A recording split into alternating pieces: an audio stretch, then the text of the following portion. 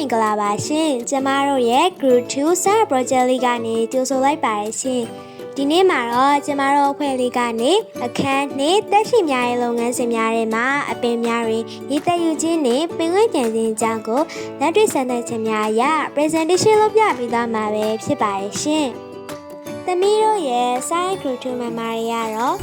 2CELYVQ 2QMVH 3JKFH သမီး 4FSUZ 5ZXRY CNAPL နဲ့ 9SCN လို့ပဲဖြစ်ပါတယ်ရှင်။ဆုလဲကတော့လုပ်ငန်းတဲ့အပင်နဲ့တော့ရေများဘလို့ဝင်လာတယ်လဲဆိုတာကိုလက်တွေ့ဆက်သက်ချက်အရာကြွပြဝမှာပဲဖြစ်ပါတယ်ရှင်။ပထမဦးစွာအလားပေါင်းတစ်လုံးနဲ့တော့အပြာရောင်စစဲရေများကိုထည့်လိုက်ပါရဲ့။အဲဒီနောက်မှာတော့အမြင့်ပါရဲ့ဓမ္မမင်းကိုစိုးစဲရထည့်ထားရဲ့အလားပဲတဲ့တော့ထည့်လိုက်ပါရဲ့။စိုးစဲရပမာဏကိုမှတ်သားပြီးတညာထားလိုက်ပါရဲ့။ဆင်ပြီးနောက်ဒမ်ဘယ်ဘီအရာဟာအပြာရောင်ကျလဲသွားပြီးစိုးစဲရပမာဏဟာလည်းညွန်နေသွားပါရဲ့အဲ့လိုအပေရဲ့အရာကျလဲသွားခြင်းနဲ့စိုးစဲရပမာဏညွန်နေသွားခြင်းဟာဆိုရင်အမြင့်မှာစိုးစဲရများကိုစောက်ယူလိုက်ခြင်းကြောင့်ဖြစ်ပါရဲ့အမြင့်မှာစောက်ယူလိုက်တဲ့စိုးစဲရတွေဟာပင်စီမတစ်စစ်အပင်နဲ့တော့ဝေရောက်သွားတော့ကြောင့်ဖြစ်ပါရဲ့ရှင်အခုဆုလဲကတော့လုပ်ငန်းတဲ့အပင်နဲ့တော့ရေရဲဘလို့ဝရတာလဲဆိုတာကိုလက်တွေ့ဆက်သက်ချက်အရာတွေ့ရှိရတာတွေကိုဇာတ်မှာဖြစ်ဆိုင်ပြပေးတော့မှာပဲဖြစ်ပါရှင်စိုးစဲရတဲ့စတင်စိတ်ချစေမှာတော့စိုးစဲရပမာဏဟာ8.5 cm ပစ္စည်းရဲ့အရာဟာအနီရောင်ဖြစ်ပြီးတော့အရွယ်ရဲ့အရာဟာအစိမ်းရောင်ဖြစ်ပါတယ်။တညတာစိတ်ပြီးရဲ့နောက်မှာတော့စိုးစဲရဲ့ပမာဏဟာ10 cm တော့ရော့ကျသွားပြီးပစ္စည်းရဲ့အရာဟာအပြာရောင်အရွယ်ရဲ့အရာဟာလည်းအပြာရောင်အဖြစ်ပြောင်းလဲသွားပါတယ်။ဆုလဲကတော့မေကုန်းတွေကိုဆက်လက်ဖြစ်ဆိုပေးသွားမှာပဲဖြစ်ပါရှင်။ကာကြီးအပေအရာပြောင်းလဲသွားပါသလားအပေကြောင့်ဒီအပေအရာပြောင်းလဲသွားပါရဲ့ဘာဖြစ်လို့လဲဆိုတော့အမြင့်မှာစိုးစိတ်ရည်တွေကိုစောက်ယူလိုက်တဲ့အတွက်ကြောင့်ဖြစ်ပါရဲ့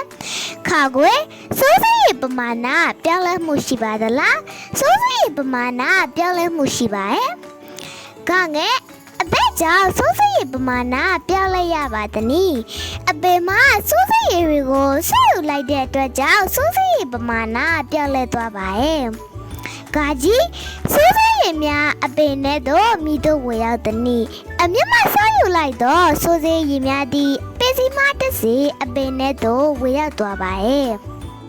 ဒီပေါင်လဲတွေကတော့တညစိတ်ထားရဲ့ဓမ္မန်ပင်ရဲ့ပင်စီကိုကန့်လိုက်ဖြတ်နဲ့ဒေါင်းလိုက်ပိုင်းဖြတ်ထားရဲ့ပေါင်လေးတွေပဲဖြစ်ပါရဲ့ရှင်အခုပြရတဲ့ပုံကတော့လုပ်ငန်းနှစ်ရစရာကြီးပဲဖြစ်ပါတယ်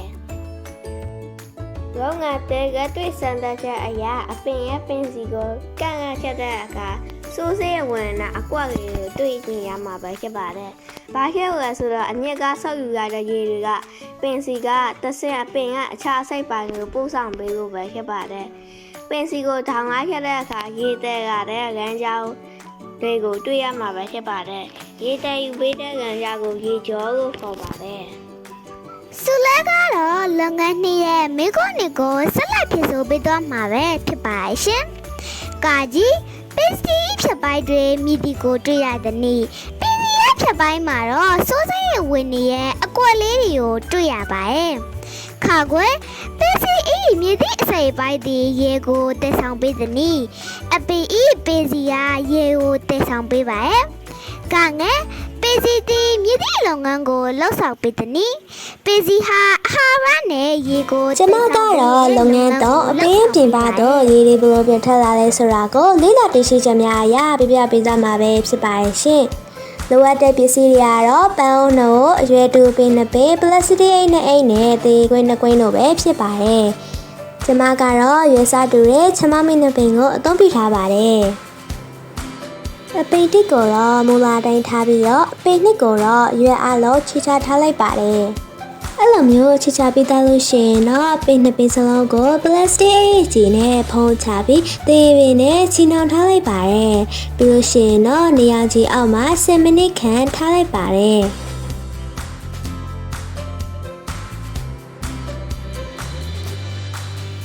10မိနစ်ကြာတဲ့အခါမှာတော့ရွက်ရှိတဲ့ပင်ရဲ့ပလတ်စတစ်ထဲမှာရေကိုရင်ဝေးတွေကိုတွေ့ရမှာပဲဖြစ်ပါတယ်။အရွက်မရှိတဲ့ပင်ရဲ့ပလတ်စတစ်ထဲမှာတော့ရေကိုရင်ဝေးတွေကိုမတွေ့ရပါဘူး။ပလတ်စတစ်ကကျင်းနေတာကိုတွေ့ရပါမယ်။ဘာကြောင့်ခုလိုဖြစ်ရလဲဆိုလို့ရှိရင်ပင်တွေက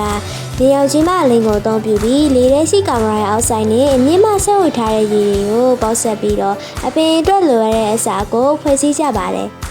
အမြင့်မှဆက်ဝတ်ထားတဲ့ရေများမှာအပင်အတွက်ပိုရှန်နေတဲ့ရေများကိုအရက်မှရေကိုရင်ဝင်ဖြစ်ပြန်လည်ဆွတ်ထုတ်ပေးပြီးတော့အပင်ငွေ့ပြန်ခြင်းဖြစ်ပေါ်လာပါတယ်။ရေကိုရင်ဝင်နေများဟာအရက်ရဲ့မျက်နှာပြင်ရွယ်စားရာသီတို့ပေါ်လဲမူတည်ပါတယ်။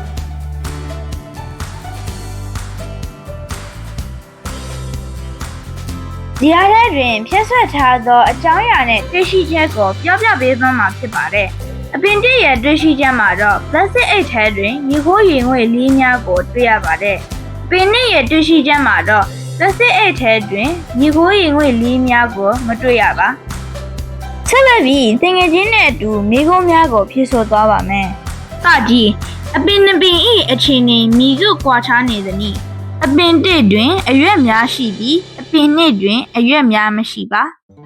ခါကွယ်အပင်တစ်နှင့်အပင်နှစ်တို့၏ပလတ်စတစ်အိတ်များထဲတွင်ညီလီကိုတွေ့ရသည်။အဘယ်ကြောင့်နည်းအပင်တစ်၏ပလတ်စတစ်အိတ်ထဲတွင်ဒီခိုးရင်ငွေ့လေးများကိုတွေ့ရပြီးအပင်နှစ်၏ပလတ်စတစ်အိတ်ထဲတွင်ဒီခိုးရင်ငွေ့လေးများမတွေ့ရပါအဘယ်ကြောင့်ဆိုတော့အပင်တစ်တွင်အရွက်များပါရှိပြီးအပင်နှစ်တွင်အရွက်များမရှိခြင်းကြောင့်ဖြစ်သည်။အဲ့ရေစက်ညာညီကြီးများမှထွက်ပေါ်လာတယ်။ရေစက်ညာသည်အရွက်များမှထွက်ပေါ်လာပါသည်။ဒါကြီးအရွက်သည်ညီကြီးလုပ်ငန်းကိုလုပ်ဆောင်ပေးတယ်။အရွက်သည်အပွင့်တွင်းမှပိုလျံသောရေများကိုစုပ်ထုတ်ပေးပါသည်။အမြင့်မှဆုပ်ယူရသောရေများကိုနောက်ဆုံးတွင်ညီကြီးနေရာတွင်ရောက်ရှိသွားတယ်။အမြင့်မှဆုပ်ယူရသောရေများသည်နောက်ဆုံးတွင်ရေတုတဲ့တို့ရောက်ရှိသွားပါသည်။ ကျွန်တော်တို့ရဲ့ science project လေးကိုကြည့်ရှုနားဆင်ပေးတဲ့ဆရာမနဲ့တငယ်ချင်းများအားလုံး